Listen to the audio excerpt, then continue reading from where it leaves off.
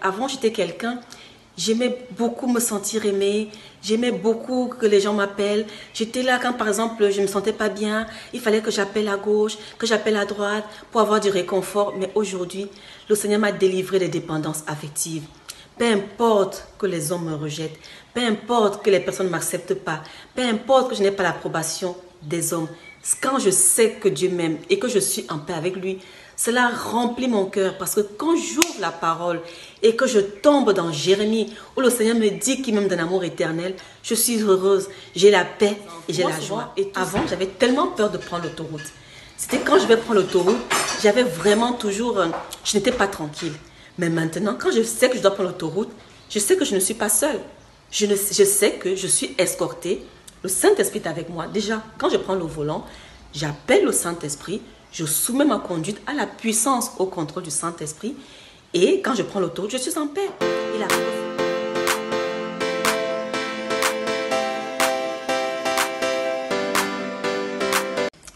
Bonjour mon frère, bonjour ma soeur bien-aimée. Aujourd'hui, je vais t'apporter mon témoignage sur ma marche avec le Saint-Esprit parce qu'il y a un avant et il y a un après.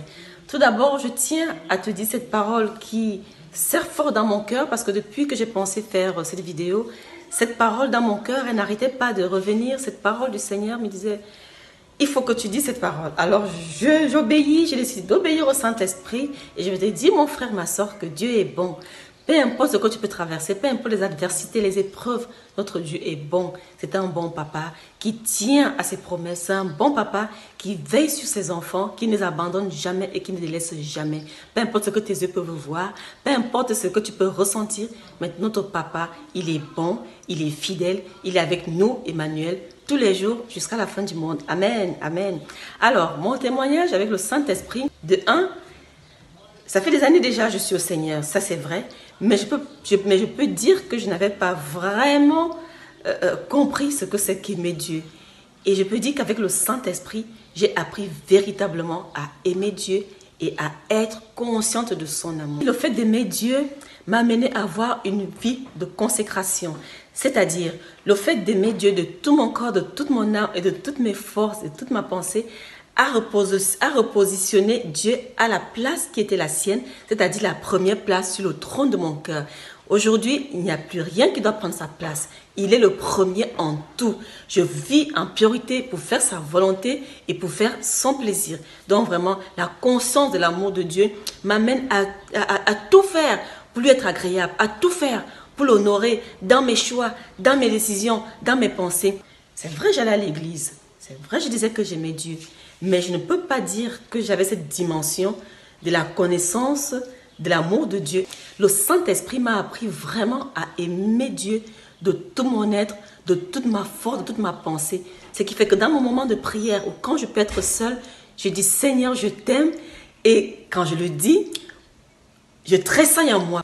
Le Saint-Esprit, par son amour pour moi, par la conscience que Dieu m'aime, ça m'a délivré des dépendances affectives. En fait, avant, j'étais quelqu'un, j'aimais beaucoup me sentir aimée, j'aimais beaucoup que les gens m'appellent. J'étais là quand, par exemple, je ne me sentais pas bien, il fallait que j'appelle à gauche, que j'appelle à droite pour avoir du réconfort. Mais aujourd'hui, le Seigneur m'a délivré des dépendances affectives. Peu importe que les hommes me rejettent, peu importe que les personnes ne m'acceptent pas, peu importe que je n'ai pas l'approbation des hommes.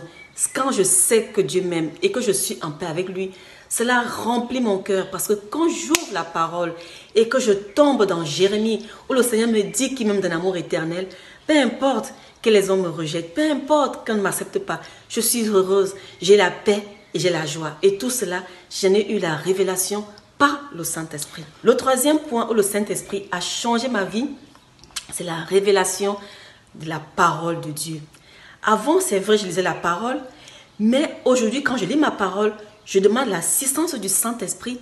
Quand je la lis plus comme je lis un livre. C'est-à-dire, quand je lis la parole, elle va profondément dans mon cœur. Et quand je lis, je m'approprie la parole et je sens un bouleversement dans ma vie tous les jours. Donc, j'ai appris vraiment, donc le Saint-Esprit m'apprend à mieux comprendre la parole de Dieu. Elle me révèle les choses cachées. Donc, vraiment, c'est une transformation que je n'avais pas avant. Je dis Amen. Je vois des transformations dans ma vie. Je demande au Saint-Esprit de m'aider à mettre en parole cette pratique parce que ce n'est pas ni par ma force, ce n'est ni par ma puissance, mais c'est par son esprit. Et je vois la différence tous les jours. Le Saint-Esprit, il m'assiste au quotidien parce qu'il imprègne cette parole dans mon cœur. Et cette parole, elle me transforme de jour en jour pour la seule gloire de Dieu. Amen. Le point où le Saint-Esprit a aussi bouleversé ma vie, c'est la conscience de mon identité en Christ. La conscience de son identité en Christ, c'est la base. Ça fait des années, c'est vrai, j'étais au Seigneur, mais je n'étais pas consciente qu'en étant enfant de Dieu, j'ai des droits. En étant enfant de Dieu, je suis privilégiée parce que je ne suis pas n'importe qui. Je suis la fille du roi des rois, la fille de celui qui est du Dieu Tout-Puissant qui est au-dessus de tous les présidents de la République du monde. Oh Seigneur, quelle grâce! Donc je ne me vois plus comme une victime, mais je me vois supérieure en tant qu'enfant de Dieu. C'est pourquoi même quand je me mets dans la présence de Dieu pour prier, je sais que je viens parler à mon Père. Et normalement, quand un enfant vient parler à son Père l'écoute. Son Père l'écoute parce que son Père l'aime. Quel parent n'aime pas son enfant? À plus forte raison, Dieu qui est le Tout-Puissant, Dieu qui est le Père, Dieu qui est amour, Dieu qui est bonté. En étant conscient de mon identité aussi, j'ai aussi pris conscience de la puissance que j'ai acquis par Christ à la croix. Ce qui fait qu'aujourd'hui, par le Saint-Esprit, j'apprends à manifester la puissance du Saint-Esprit. Par exemple, il arrive que j'ai une toux comme tout le monde et que j'ai une toux persistante. Je prends les sirops, mais à un moment, je dis stop, je n'ai assez pris les sirops. Ou dans la nuit, je suis réveillée par une quinte de toux. Mais là, je me lève avec autorité et je commande à la toux de s'arrêter parce que je m'appuie sur le mérite du sang de Jésus, parce que mon cœur le temple du Saint-Esprit, ce n'est pas le lieu de cohabitation. Dieu a dit dans sa parole que je dois avoir un sommeil doux et paisible. Et de ce fait, je commande à cette toux de s'arrêter. Et c'est comme ça que je passe une nuit paisible parce que la toux, elle s'arrête. Je lui commande et elle s'arrête. Aussi, mon fils par exemple, il a fait des nuits, il ne faisait que des cauchemars. J'ai dit stop, j'ai pris autorité sur ces esprits de cauchemars et les cauchemars se sont arrêtés. J'ai parlé à ces esprits que non, mon fils doit avoir son sommeil doux et paisible selon la parole de Dieu et parce que le Seigneur m'a donné le pouvoir de marcher sur les serpents, les scorpions et sur toute la puissance de l'ennemi et que rien ne doit me nuire.